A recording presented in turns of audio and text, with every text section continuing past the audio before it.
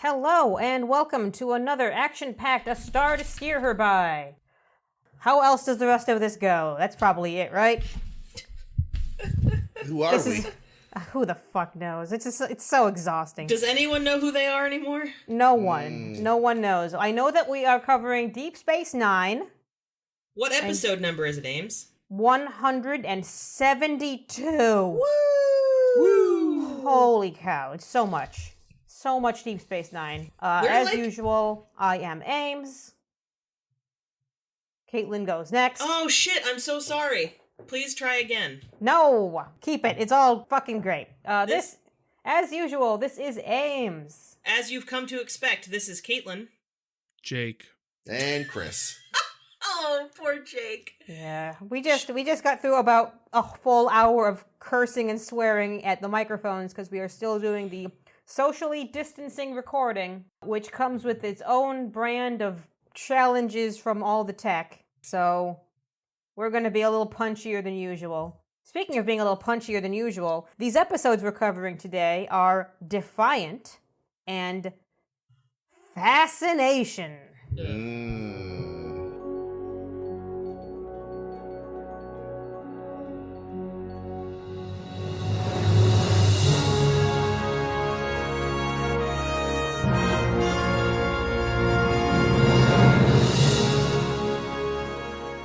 Let's start with Defiant, another episode that exists.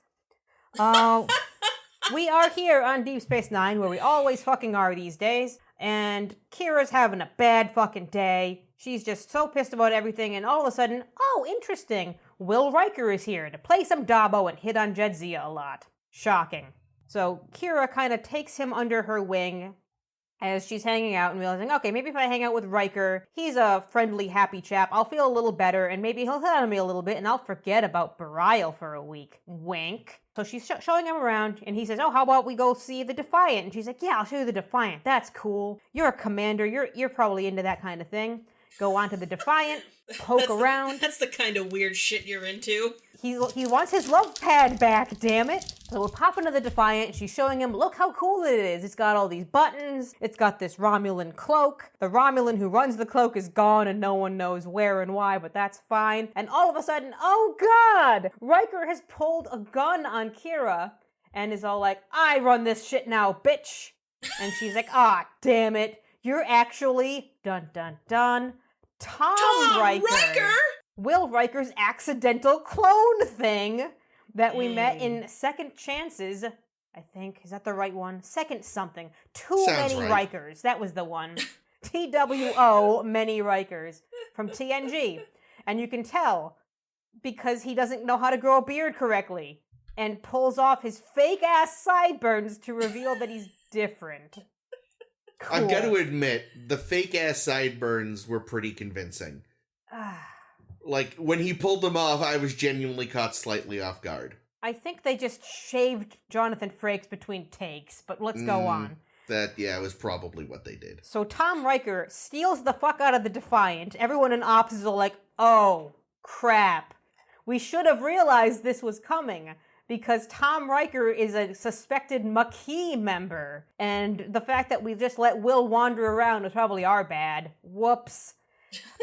Let's get Cardassia in on this, because they're going to want to know that now the Maquis have the Defiant, and they really hate the fuck out of Cardassia. Somebody get Caldecott on the phone. He's gonna fucking think this is hilarious. He does think it's hilarious, but he's also pissed as fuck. Well. As Cisco goes over there and says, okay, I'm going to help you guys. We're going to either capture or destroy the Defiant, and we just kind of understand that that's our loss, because that would be much, much better than war again with Cardassia. Damn it!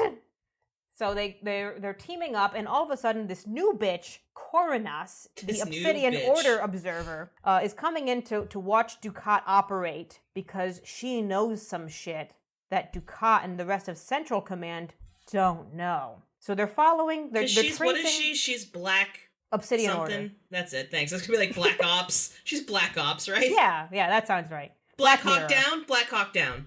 That's a thing, right?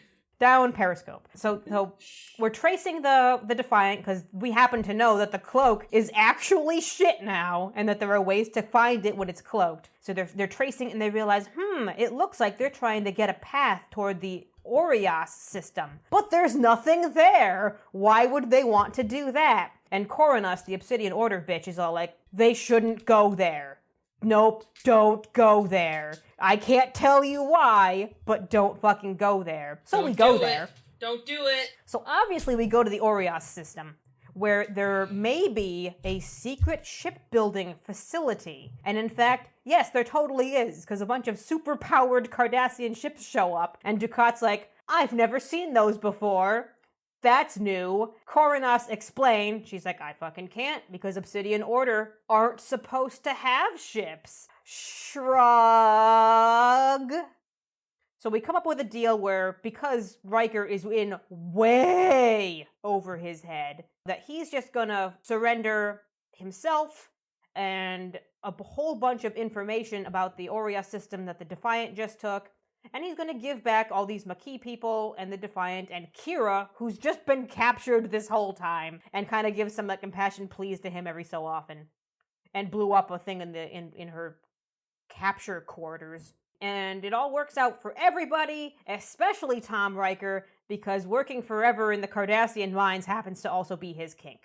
Well, he wasn't going to be working there. He was going to be a liaison, so that sort of feels like he wouldn't actually be mining, right? Liaison? Didn't they say he was going to be... I feel like they literally said the word liaison to him. They did not. Nope. Are you sure? 100% positive. Manual labor for the rest of his life. I swear to God, I heard them say liaison. Liaison to what? The mines? I don't know. Liaison to the rocks? Listen, the rocks have feelings too, you monster. I mean, I'm watching this episode and I'm just like, now I'm sure, don't get me wrong, I am sure that Cardassian execution methods are horrible, but are probably still preferable to hard labor under the Cardassians. Yeah. I actually feel really bad for old Tommy boy. I don't know if I feel bad for him, but he should have been like, no, you know what, death is good. It was a bad plan. His plan was real bad, guys. No, it was horrible. Oh, yeah, no, I mean, he fucked up.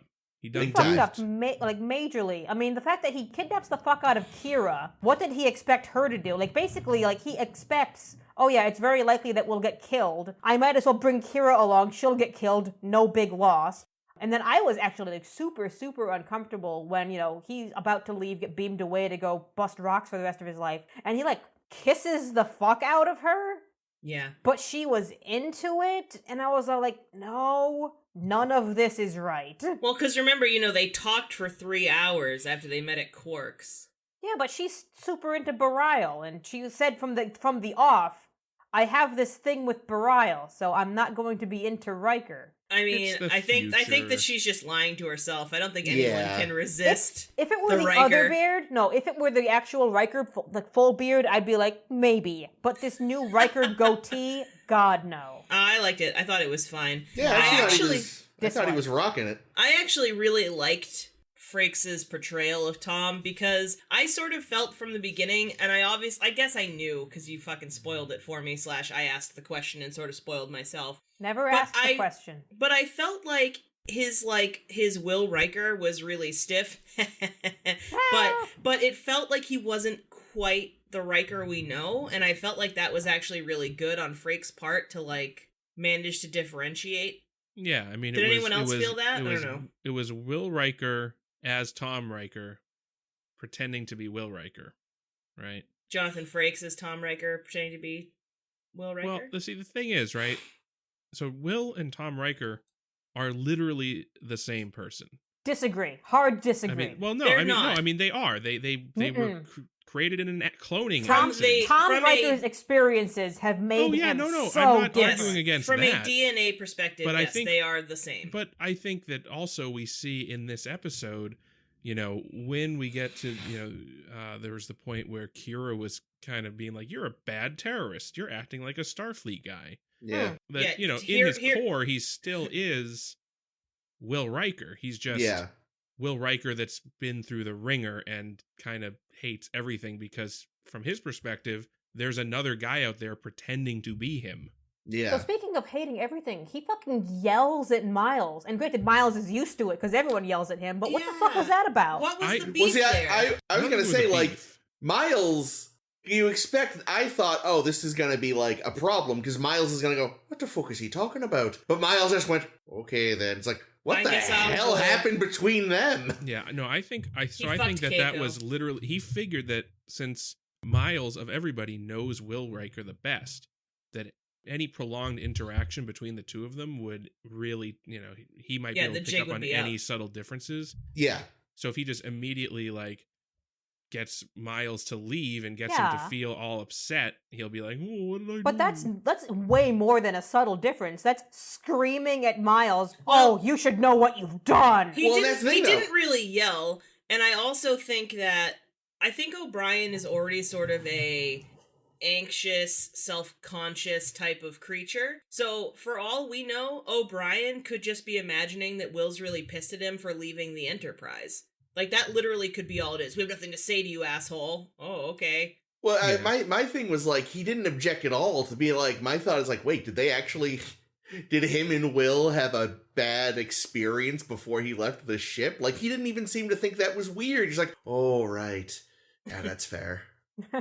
Yeah, no, He I must don't know. have- I just O'Brien think probably got drunk and told him his omelet was trash and his trombone was a tromboner. it was a terrible omelet. Oh.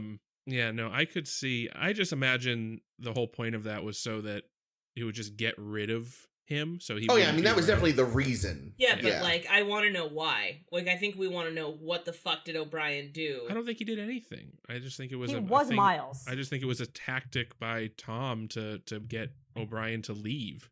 Oh, I mean, that's definitely what it was, but the thing is, the way it was played in the episode, like, Cole Meany didn't even look confused or go, What the He fuck just- are you talking about? he just kind of took it, which, again, it wasn't the intent, I think, but it does make it feel like him and the real Riker must have had some kind of bad blood at some point. Maybe we'll find out in season 2 of Picard. Bring them both back. Ooh, that'd be fun. Wait, bring Tom Riker back? No, I was gonna Will and, O'Brien. yeah, real Oh. Will. So they could be like, oh, Will. It's so funny. Here's Miles. an idea. Maybe Tom Riker just has a deep-seated hatred of any transporter operators. Hey, That would- that's yeah. good. I like that. Oh, that's interesting. No, it's super, super funny because, they kind of write in at the end, Kira basically says, don't worry, one day we'll come rescue you. And spoilers, that should be very obvious, never comes up again. Well, it doesn't come again on the show, but maybe In a yeah. book somewhere, I'm sure there's a book or a comic or something. Yeah, I read that the producers, when they were listing things to include in the next seasons for writing pitches, included amongst the topics they didn't want any more of was Tom Riker. Oh, And people weren't sure because sometimes when they do things like that, it sometimes means we're already planning this and one of our writers is already assigned this topic. But apparently we'll learn that was not the case. Oh, well. Nice knowing him. Well. so you mentioned the kiss at the end. Mm. I wanted to just mention. I think the Will/Tom Riker just has a thing for wrinkly noses because we know that Will Riker really wanted to and did when he had amnesia. Oh, yeah. Get into Ro Laren's pants. Him and Ro. So maybe it's just a thing. He's got Man. a latent attraction to Bajorans. Riker and Jake could share some notes. Although, as we know, Jake that prefers his Jake. Bajorans older than him. I want to go back to the start of the Ugh. episode. Next There- episode. There was a thing that came up that I thought was interesting, and that's how Julian Bashir 100% abused his office to get what he wanted. What's that? Because he wanted to borrow a runabout, and he asked Kira, and she said no, and he said, "I'm relieving you of duty under my medical authority." Not Well, even oh, that's token funny. override. It's true, that did happen. But we never do find out if he then went to whoever replaced her and got the runabout. Well, He I- did. yeah. I See, here's the mean, thing. Here's the thing. The question is, was he right in relieving Kira of duty because she was way too fucking stressed Oh. out? Yeah, no, she needed a break. Yeah, like I actually said, like, oh wow, Julian doing what a CMO should be doing, and which we've kind of seen Bones do in the past with Kirk, but Bones has done it in a much friendlier way because he and Kirk are friends. Yeah. Whilst it seems like, not Bareil, Bashir, Jesus Christ. It seems like Bashir, like, doesn't have that level of friendship with anybody else. That he could just say, you know what I prescribed for you is a little shore leave, a little off-station shore leave, and also, if you're going to be relieving Kira of duty, she's not going to do it if you're friendly about it. Well, but then he goes and his quote unquote prescription for her was to go hang out with someone she hates. Quark. But she secretly loves Quark. Not everybody can secretly love Quark. Yes, I they can! I know you think, Odo, yes, he has a deep love for Quark that is never fully realized. But no. Kira, no. She just doesn't like Quark. That's the thing. But the problem is he kind of runs all the entertainment on the ship. But again, we just had an episode last week, I believe, where we learned very explicitly how much Kira hates the holodeck, and yet one of the things that Julian gave her was a holodeck program. Well, Julian isn't interested in fucking her, so he doesn't really care what she likes or doesn't. But also, all he said was 3 of the 5 things must be utilized. Oh, I thought he said 2. See, I obviously am deaf as shit and didn't hear Maybe anything it was 2. Either way, she doesn't have to use the holo program if she has her blue drink and her Jumja stick and some crackers. Yeah. She could get out of there in like 20 minutes if she really wanted. I know, she could have just pounded that drink and taken the Jamja stick and just like wolfed. She would have been all set. I assume the crackers were... Sorry, go ahead. Oh no, I was convinced that the prescription was going to be like, you got Bareil's number on speed dial, right? You call him up, you get that D. Yeah. See, that whole setup felt like a fucking porn anyway. He's like... wait a minute, I wrote it down. Hold on. I have a quote. I hope it's a good one. As to my prescription, follow me. And I was just like, fade to black. They're definitely fucking. Yeah, wonder if that's how they got together in real life. Kira's Did they date? Talk about that next week. Next episode. Fascination, we'll talk about that because I have notes. Wait. Fine, we'll talk about it now. See, Chris.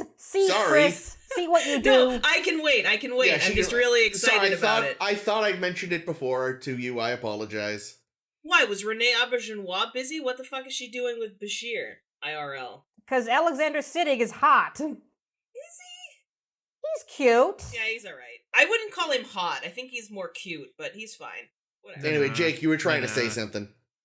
Disagree. You don't like Alexander Siddig, Jake? No. How about in Game of Thrones? With that salt and pepper beard? With the was gout? he in Game of Thrones? He had gout. That's hot! Yeah, that all character appeared for gout. like 8 minutes on Game of Thrones in total, and his one defining character was has gout. No, he was also nice and had that salt and pepper beard. Oh. I didn't realize he had been in Game of Thrones. You blink and you miss him. No. They made it was just like, it was like him and Ian McShane were both in like blink and you miss it 1 episode parts. But anyway. Yeah, I don't think you can miss either of them. The long hair does not suit him, though. Disagree. Also, he was Prince Doran Martell? Yeah. Well, that's pretty cool. Who's a big part, sort of, in the books. Yeah. But in the show, he just is there to have gout and get killed. Also, she likely didn't get together with Renee Aubergenois because he was in fact married at the time. Yeah, I know, and had children. Married to the same woman for over 30 years at that point. Okay, because Caitlin asked, here's the timeline. Sometime, I didn't look up when they started dating because I didn't, it's not something that's like just in the middle of their Wikipedia pages. But, this episode was end of 1994. They would have a kid together in 96. They would marry in 97. And divorce in 2001. Wow, what a roller coaster. Yeah, I think in they're like a cute 7 couple. years. That's wild. Holy shit. Renee Aubergenois is descended from the younger sister of Napoleon Bonaparte. That's cool. Neat. Anyway, sorry, we got way off course. So baby 94, married... 96. So baby 96, married 97, divorced 2001? Mm-hmm. And he has not yet, as of yet, remarried. Huh. So keep your fingers crossed, because I'm swooping in. No, I'm not. Andrew Robinson better swoop in. Aww. Oh dear.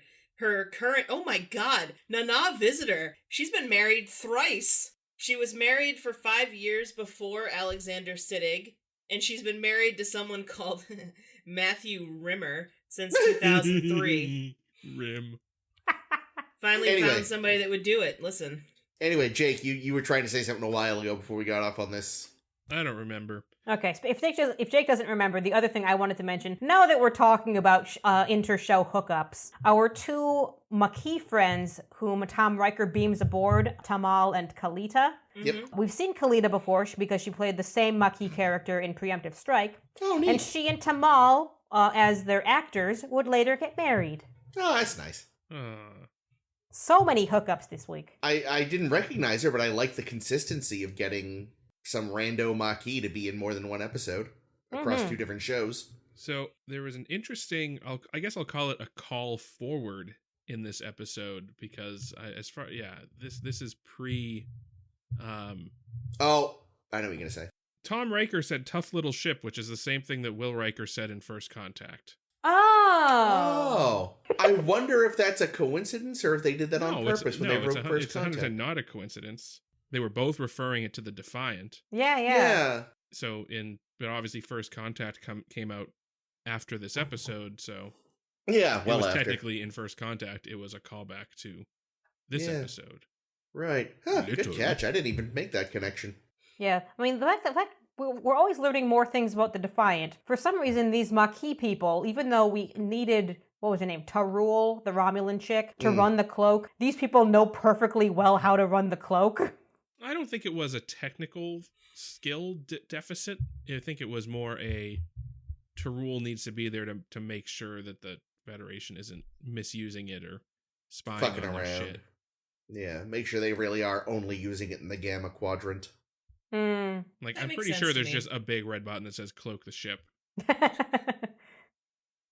You think, though, they would have hardwired it so... I mean, then that would have made this episode difficult, but could have hardwired it so that if the ship... Because the ship presumably knows where it is, and if it knows it's in the Alpha or Beta quadrants, it'll, like, lock cloak access. But what we have learned is that cloaks are super shitty.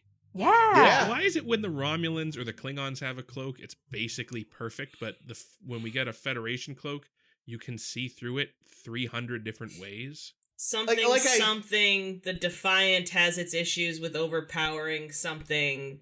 Well, like I said, when they first introduced it, I was like, they probably gave them, like, several versions ago's model. Last year's model. Like, you're still using the 2020 version. But also, if it turns out, cloaks can be pretty dodgy like that, it would certainly explain why, like, everyone with cloaks hasn't just completely destroyed everyone without them already, Like, if there's little things to... Like, maybe a starship isn't always looking out for these little weird traces and things, but border outposts are, So maybe it's just... these little imperfections that you're not going to constantly be on the lookout for if you're buzzing around, but if your only job is to look for this shit, you're gonna find it. Yeah, I guess that makes sense.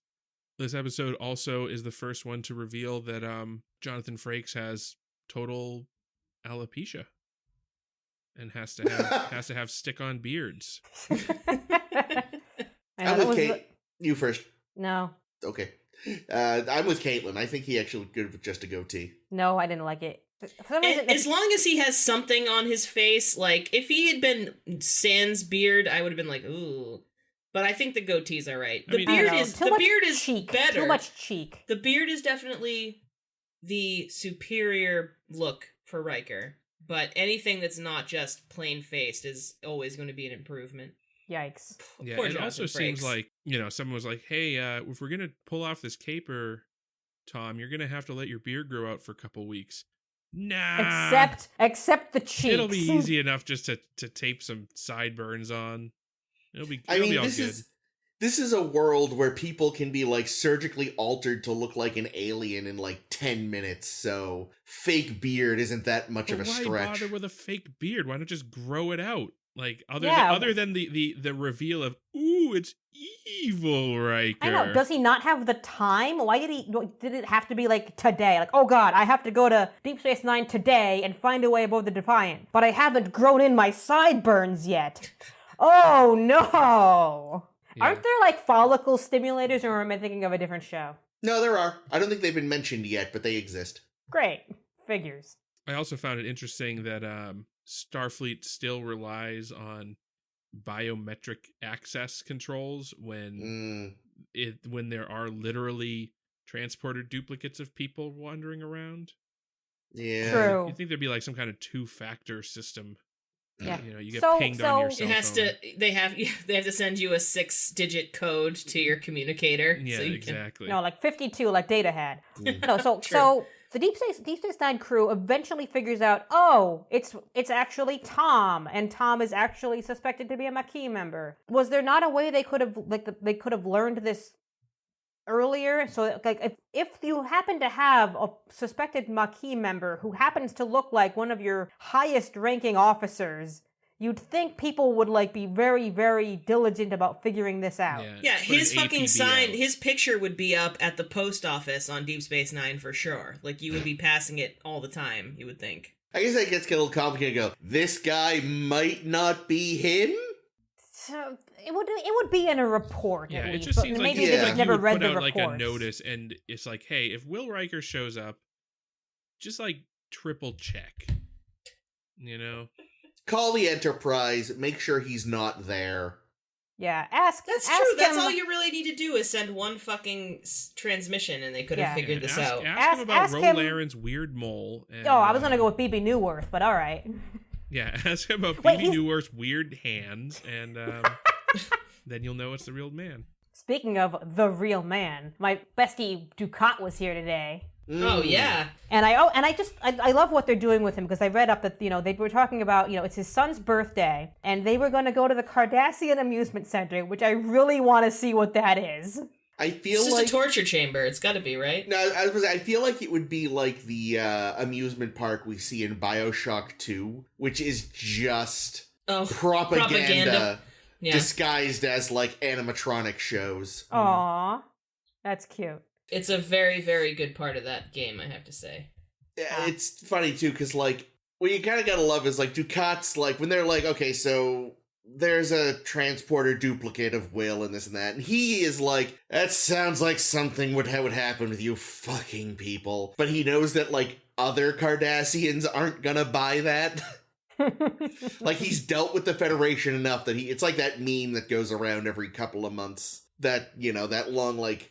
It's like a Tumblr post or something that people comment on. It talks about how all the weird sci-fi shit only happens to the Federation and humans. Great, now we're going to have to share this meme. Future Chris, find that meme. Yeah, I'll dig it up. But it's that, like, he's clearly had enough experience that he's like, yes, I know, you people have bizarre shit happen. Whereas most folks are gonna go, the fuck are they talking about? It's clearly just Riker.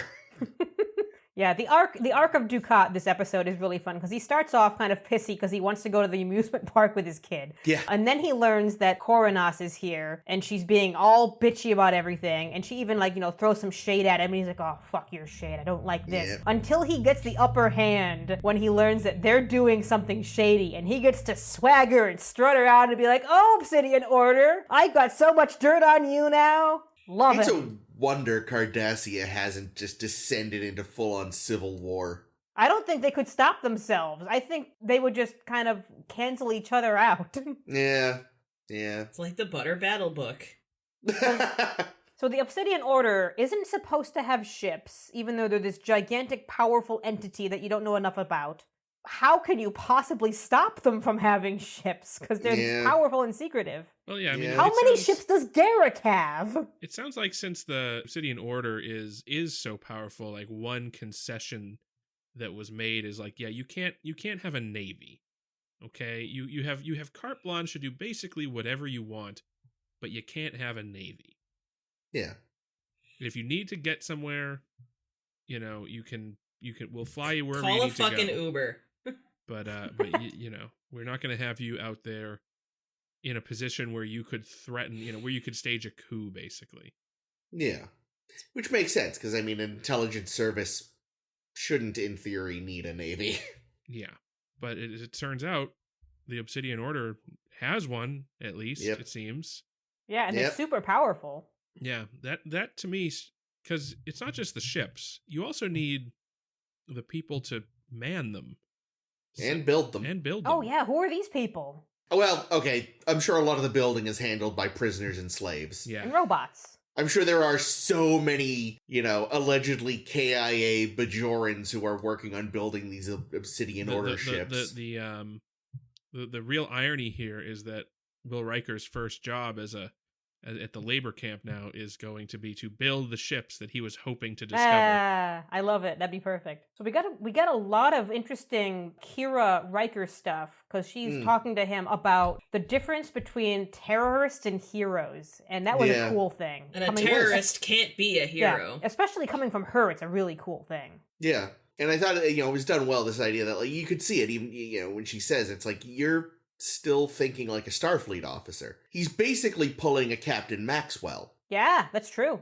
He's like, I'm gonna pull a Starfleet-esque mission because I know that I can get this intel and bring it back. And he gets to yell at Miles. Yeah. But that's not what it is. It's like, that's not how terrorism works. Now, maybe we're just different kinds of terrorists. Yeah, that whole argument of who's the better terrorist was interesting. Derek. Definitely the guy that Beverly was in love with in that shitty TNG episode. The high ground? Oh, no. Yeah, that's it. That's the one. Top terrorist right there. Sorry. I forgot all about that one. I tried to. Listen, you're both welcome, because it should be remembered. Ugh. Should it, though? Yeah.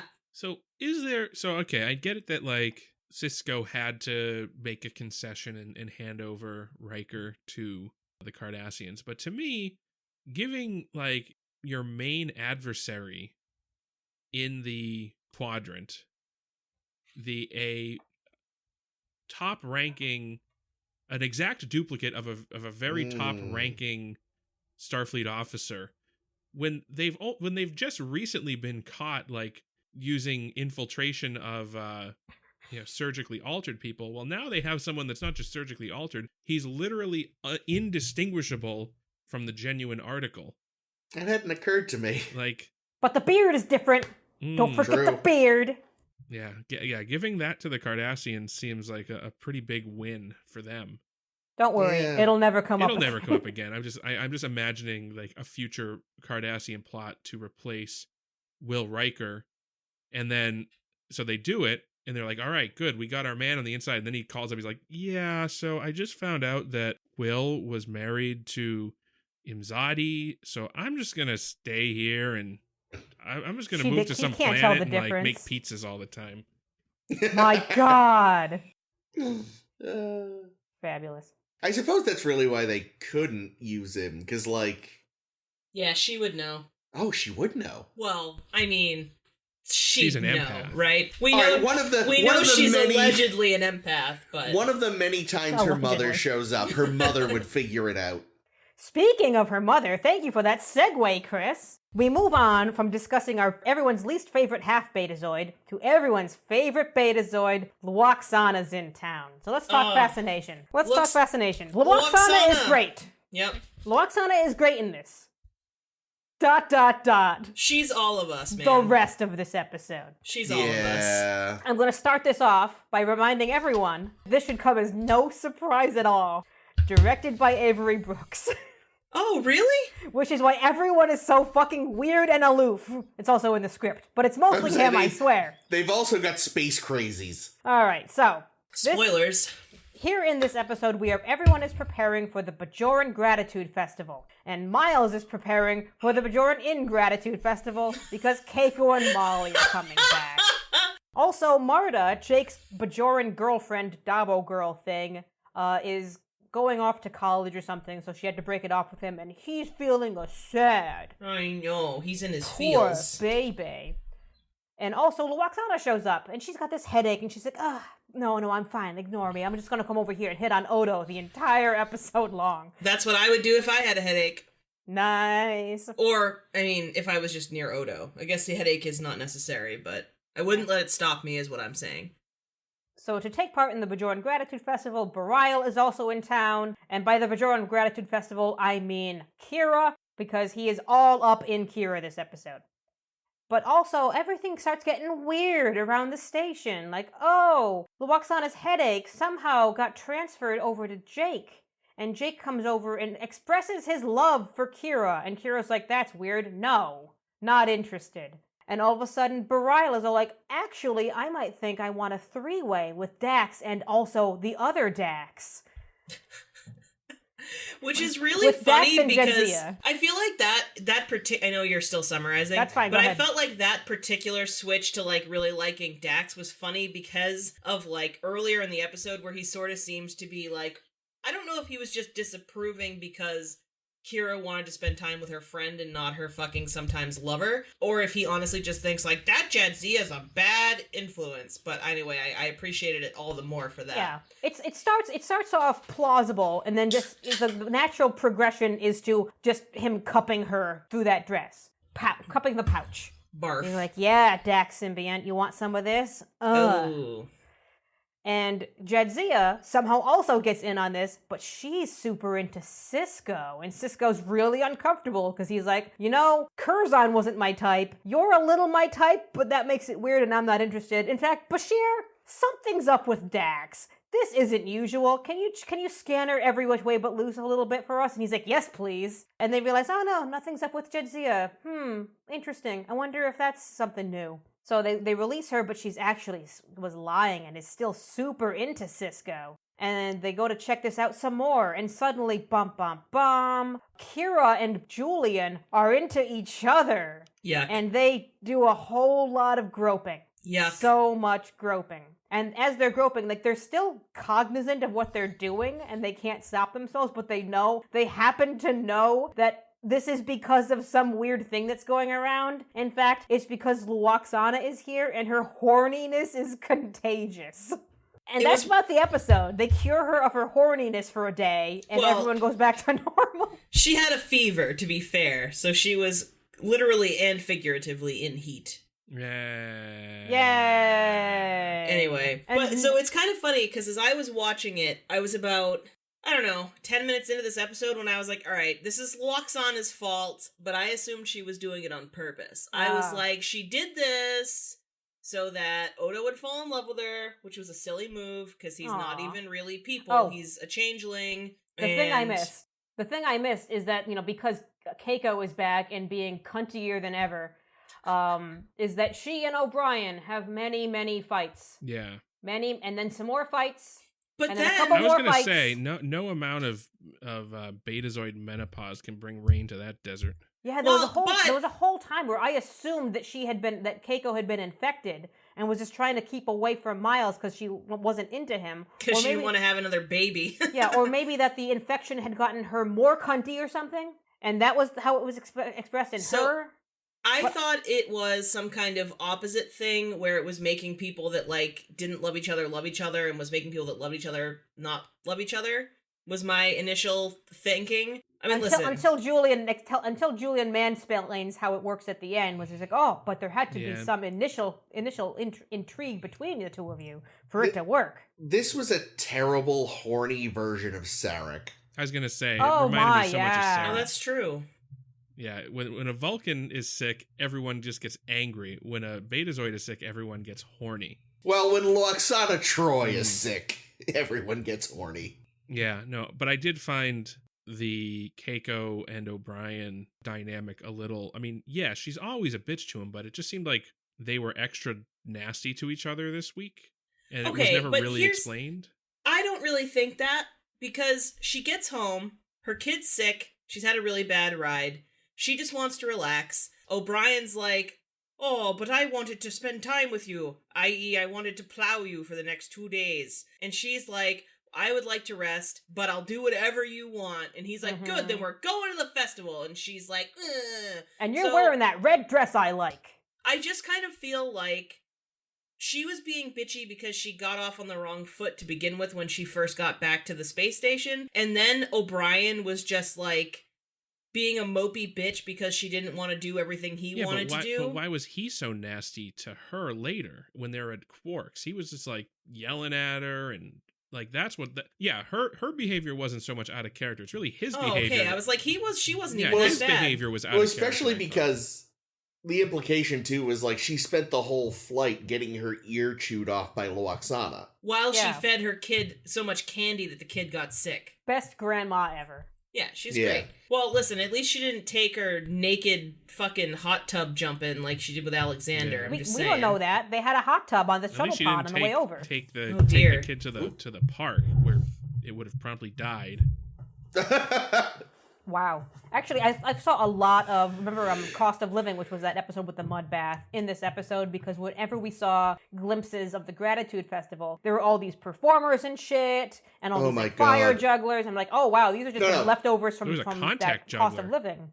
There's a contact, but there was also, it wasn't even a real fire juggler. It was a guy with glow sticks. It's like, this is way less impressive than fire juggling. Do you know what it reminded me of that is like, I guess maybe considered Trek adjacent? It made me remember, have any of you ever seen any of Buck Rogers in the 24th, 5th century, whatever it is? Not a one.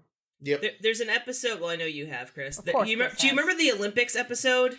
There's this episode in Buck Rogers where they're basically showing like the Space Olympics, and it's that kind of like, this is vaguely spacey stuff happening. But yeah, no, you're right. It was like, here's a sport you know, but we've like added a weird light up thing. And shiny silver jumpsuits. Yeah. Especially and that. Also, to avoid paying for extras, the entire audience is watching on TV. There's no spectators. It's the dumbest thing. So there's like 5 sports going on at once since it's just a big empty room with no audience. Well, that's how the Olympics is going to be this year, right? They've postponed it till 2021. Yeah. But yeah, it just made me think of that. It was from like the panning from above shot. Like it just everything about it was really, to me, reminiscent of that. And I guarantee it's not on purpose because no one has ever intentionally mimicked Buck Rogers in the 25th century. It just I hated everything about all those performers because it really did just feel like, damn it, we rented these people. We're gonna make sure to show them. Yeah. Like they added nothing to it. So here we are in the Bajoran Gratitude Festival, which we're having on Deep Space Nine for reasons instead of just on Bajor. Well, no, I don't think this is. I think this is a specific. You know, it's like the 4th of July isn't only in Washington D.C. Okay, in that case, my question is: a couple weeks ago, we had all the families from Bajor leave because of the Dominion threat. Yeah, I was suddenly thinking that they're back. They're back because they're having so much gratitude about not getting killed by the Dominion yet that they have to do this thing here. It's because of plot. Oh. Yeah. But I mean, it makes sense though. It's like it's a major holiday. Your family's gone home. They're gonna come back for a bit to see you. Yeah, but the families are gone. No, I'm guessing these are the families of the people that work on the station. That's why Keiko is there, for example. Well, no, that family member should go down to Bajor and celebrate down there. Well, that would leave DS9 pretty much deserted. Yeah. That's fine. Yeah, and it's probably, you know, as you can see, Quark makes a lot of business. He you know, it's such an important day for Quark that he wears a Bajoran earring, which was amazing. He looked great. The giant, he looked great. Quark-sized Bajoran earring. I object to the fact that he could be affected by Loaxana when Ferengi can't be read by Bajorans. Betazoids. Beta-Zeds. Like, Betazoids. Zoids. Either way, he should be immune. Yeah. Yeah, I mean, the whole time that Keiko is stuffed away in her room, having an angry, I assume that there was something going on in there, that she was dressing herself up for Quark. And that was the thing that I was assuming the whole time was, what of our other main cast isn't included yet in the whole love drug thing? We haven't seen Quark yet. Keiko's in love with Quark. Oh, no, you mean we hadn't seen him in love yet. I actually do kind of wonder if it had already started to work when they were having their fight in the bar. Because Quark was like, yeah, your wife really sucks. But I kind of wondered if, no, I think that's too deep. That's just Quark being a Ferengi misogynist. Yeah, that's well, because like it would be interesting if it had been intentional because he was trying to be like, yeah, fuck her. She's all the cause of all your problems. And then I can hone in on her. But you're right. It's probably just because he's an asshole. I So- read that they had to reshoot one of the Miles Keiko fight scenes because they had gotten too nasty, and they're like, "No, we still want you to be a couple that everyone that all of our audience members really love your relationship." Nobody loves their I don't know relationship. why they think that, and it's so rough. I was just watching a episode of something or other where they were talking about the Keiko character and how she gets the short end of the stick an awful lot. They could have developed her a whole lot better. And this instead, they episode, sent her away so they didn't have to deal with her. yeah, and this episode so corners her in the role of Miles's wife. It's really unfortunate. Yeah. I will say this, though. At the end, I really kind of bought their chemistry for the first time. Gross. Yeah, it was gross. And they were making out in front of their kid, which I find distasteful. Ugh. Yeah. I also, again, I know I said this a few weeks ago, but just whenever those two try to be romantic, I feel like I've walked in on someone's parents. You're like, oh, you've still got the touch. Oh, and so I don't want to think about it. Nope. Did you see how much coffee Miles was drinking? Keiko So has much. no idea how much coffee he drinks at all hours of the day. He never drinks coffee. Can't be my husband.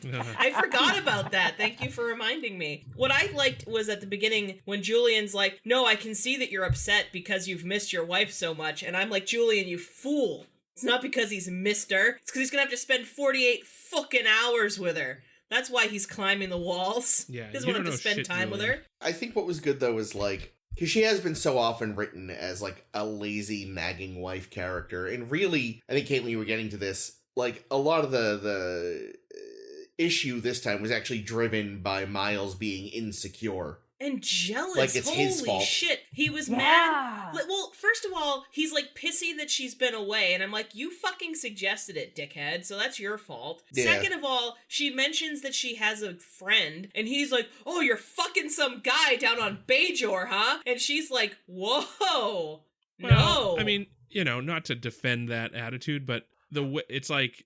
Whenever I talk to other she's men, Jake gets jealous. She's If you talking. looked He's like, talking to him about their relationship, which I think was the thing that more pissed Miles off. we all do that. I don't. Sorry.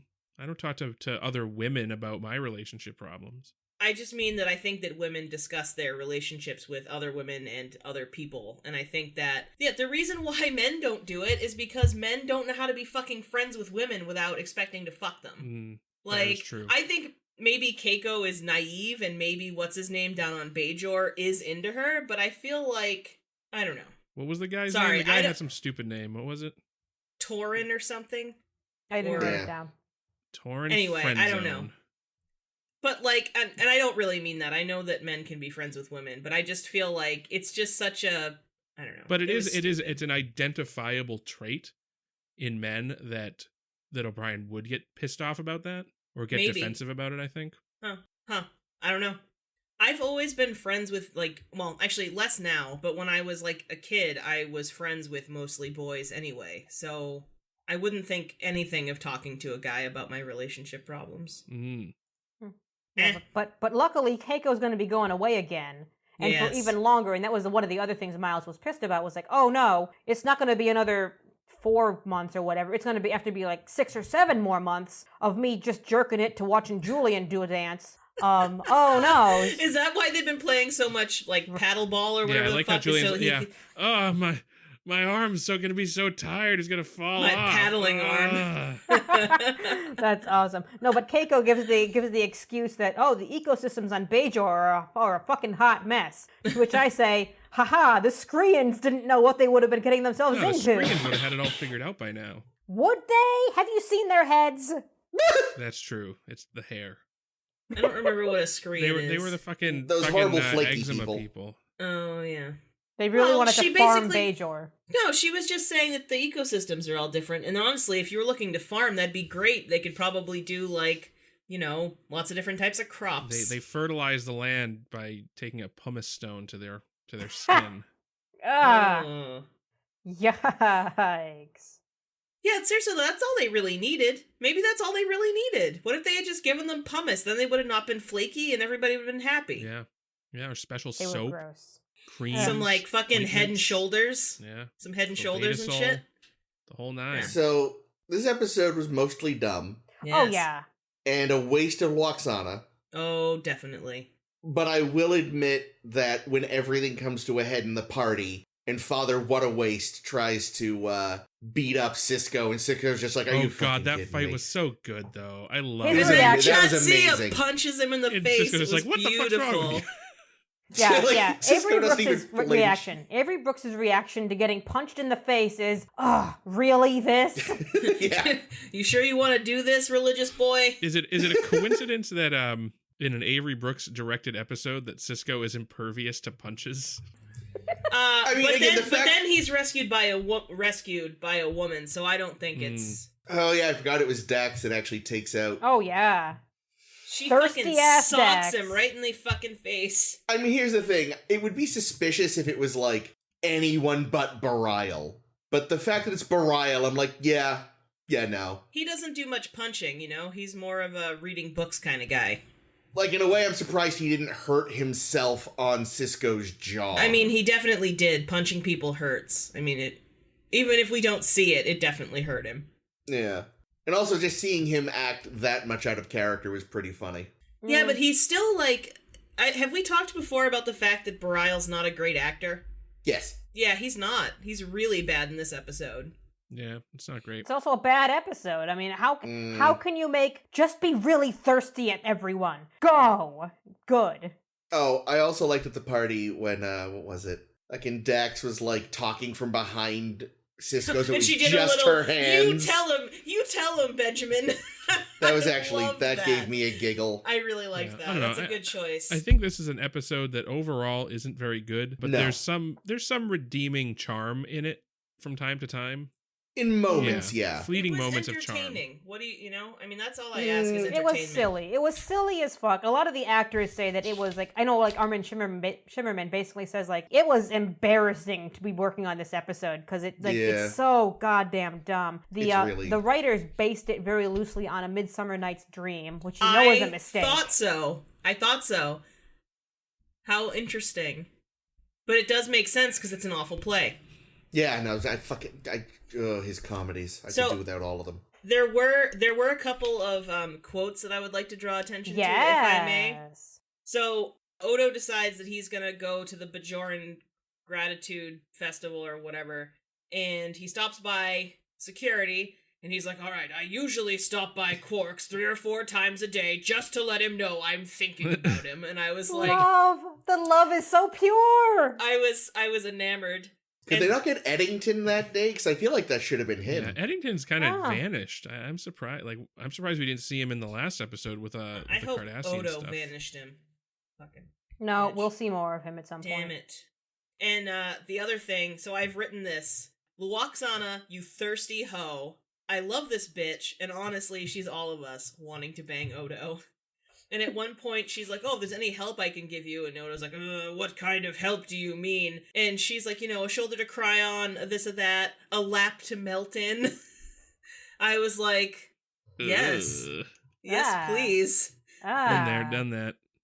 Aw. See, my comment was that's what the cat does. Melts in your lap? Yeah, because they're little snuggly Melts in your lap, not in your hands. No, I actually got a little bit like this was another episode that ends with a weird kiss that should not have been. Yeah. Because Odo is basically saying, not Odo. Luoxana is basically saying, "Odo, I see you're really into that little redhead over there. I'm gonna put my mouth on your mouth anyway." Well, Luoxana! No. Yeah, but and much like with the previous episode, he was like weirdly okay with / maybe kind of into it. No, I don't think he was. He did the "ooh, my lips have been kissed" thing. Because he's never been kissed before. Oh, never His been first kissed. kiss was with Luoxana, and that's gonna haunt him forever. My first kiss was with some loser I met at a bowling alley when I was 11. You could do worse than Luoxana. I'm just saying. Don't know how to respond to that. I'm sure there's a lot of men who've met Luoxana at bowling alleys, though, so. You think she does a lot of bowling? I don't know. She just seems like a bowling alley tramp. I don't know. I bet she'd look great in one of those bowling jackets. Oh, with Luoxana all in cursive embroidered on it? Yeah, on the back and like rhinestones. Yeah, there you go. Absolutely. Yeah. She's actually secretly really good at it. That's why her first husband was a human. She taken up bowling when she was an ambassador. And I went from there. Sure. So she comes in and she happens to know all the stuff about the founders, and she's telling Odo, like, oh, it must be really weird to know that your people are these things. And he's like, yeah. Wait, how do you know about that? Because there was a cut scene that would have revealed that Luoxana got all this information from Nechayev. What? Because hang on, because, quote, Luoxana considers Nechayev the sister I never had. Why? Why would that even I was happen? really hoping they would That have a doesn't make any romantic sense. relationship, but that doesn't work if they're sisters. See, it didn't strike me as weird. It's like, yeah, this woman is, I know we kind of joke, but she is an ambassador. She probably has access to a lot of stuff. I don't necessarily need it explained. I was envisioning it sort of like the beginning of Austin Powers 2 when it's revealed that Elizabeth was really a fembot and Basil goes, yes, we all knew, sadly. Like, Luoxana always knew. She just, like, didn't say anything. I mean, not, like, really, but that's what flashed through my mind. Yeah, but I figured, like, she's a high-ranking ambassador and presumably an important person within her culture anyway. Like, she would just have access to this shit. Yeah, I don't know. Yeah, I I buy thought that better than my BFF Nechayev told me all about it. I kind of would picture it almost being like her affection for Picard, though. Like, she thinks of Nechayev as a sister, and Nechayev would be Nechayev's just like, get me out of this. Who Get is me this away from woman? this. Please stop. Poor Luoxana. I'd hang out with her. I love her. She'd give you candy. I'd be all about it. I like candy. I can't deny. But I also like, naked hot tub parties, so we would do well together, I think. Yeah. No, I liked Majel this episode. Like, I liked... Like, she was normally... just underused. She was just underused. Yeah, I mean, she was underused, and it was, in the episode itself was really stupid and dumb. Oh, yeah. Yeah, this wasn't but she was fine. Luoxana episode so much as it was an episode with Luoxana in it. Yeah. Yeah, I feel like she's she shines when she's kind of more the central element in the episode. And it also has to be a good episode, so. Yeah. Yeah, no, like, you could have literally swapped her out with some kind of weird space disease, or any other Betazoid, or the naked any time other, again. It's just the naked time all over again. Yeah, or any other generic, like, psionic abilities species, and, when you can swaps her out that easily, it's just like, you didn't use her right then. No, it was too bad. Yeah, and they don't tie anything up. Like, Jake has now confessed his love to Kira, and that's a thing he's going to have to deal with. Well, but, I mean, they're all going to have to deal with it, and they talk about that in the conclusion. The thing that fucking drove me crazy was he kept calling her Nerys. Yeah. Over and over again. And when he said it to Cisco, and he didn't say anything immediately, I was like, guys, he can't call her Nerys. And then finally, after the third time, Cisco's like, stop calling her Nerys. And I was like, thank you, Jesus. I'm like, come on, Benjamin, I know you raised him right, for Christ's sakes. That can't be. See, here's the thing. I feel like this is just, once everyone's better, they have a meeting where they just go, so we're all gonna never talk about this ever again, right? And everyone goes, yes. Yeah, I think that's it. That's basically especially Kira and Bashir, because they certainly plowed. Well, no, it sounds like, maybe, right? Because Cisco's kind of like, maybe don't, but I feel like as soon as he left, Bashir was like, fuck that, gonna go get that Bajoran poon. Woohoo! Cut myself a piece of that Bajor pie. See, they should have cut whatever. I hate myself, sorry. I want to see... Pie. I want to see the scene where she ends up wrangling, where Luoxana ends up wrangling Julian as well. Because she for a while has both Odo and Julian on her arms. I'm like, how did that happen? I want to know more about that. Fuck whatever's actually happening. I want to see the scene where she drags him along and he's like, oh, Madam Ambassador. Yep. Do you want to see that scene? I mean, it's better than most of this episode. Probably true. But even Luoxana more to do. I don't know. Odo attempting what he thinks is dancing was very goddamn cute. I'm not dancing, I'm swaying. That was good. I'll admit that he's doing an impression of what he thinks humanoids do. Well, I also wasn't sure if he was dancing so much as she was just swinging him around like a limp rag doll. No, this was before she even joined. He was in the corner next to all the musicians doing a little bob. He's watched a lot of white guys dance. It's true. I think he's also turning a little bit into Niles Crane, because every time Kira walks by and he gets all flustered, it's like, oh no. Is this what we're going with now?